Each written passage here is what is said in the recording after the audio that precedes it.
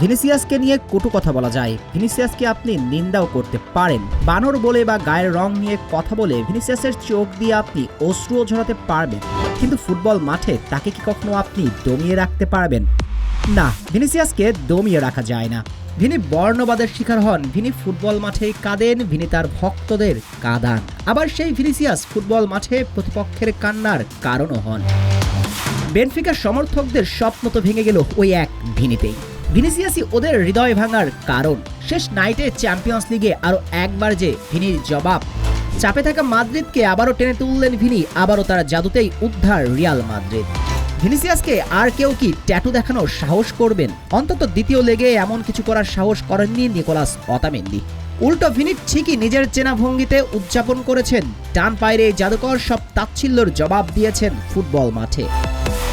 Champions লিগের play অফের দ্বিতীয় লেগে কামব্যাকের ইঙ্গিত দিয়েছিল বেনফিকা। ম্যাচের 14 মিনিটে বার্নাবিউর সব আলো কেড়ে নিজের করে নেন বেনফিকার অ্যাটাকিং মিডফিল্ডার সিলভা। দুই লেগ মিলিয়ে তখন 2-2 সমতা। সান্তিয়াগো বার্নাবু তখনও নিশ্চুপ, কিন্তু সেই নিস্তব্ধতার টিকে ছিল মোটেই 2 মিনিট।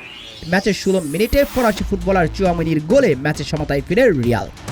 শেষ পর্যন্ত সমতায় থেকে বিরতিতে যায়, বিরতি থেকে ফিরে এসে ম্যাচের গল্পটা ছিল একই। তবে ম্যাচের বয়স 80 মিনিট হতেই magic man Vinicius on strike.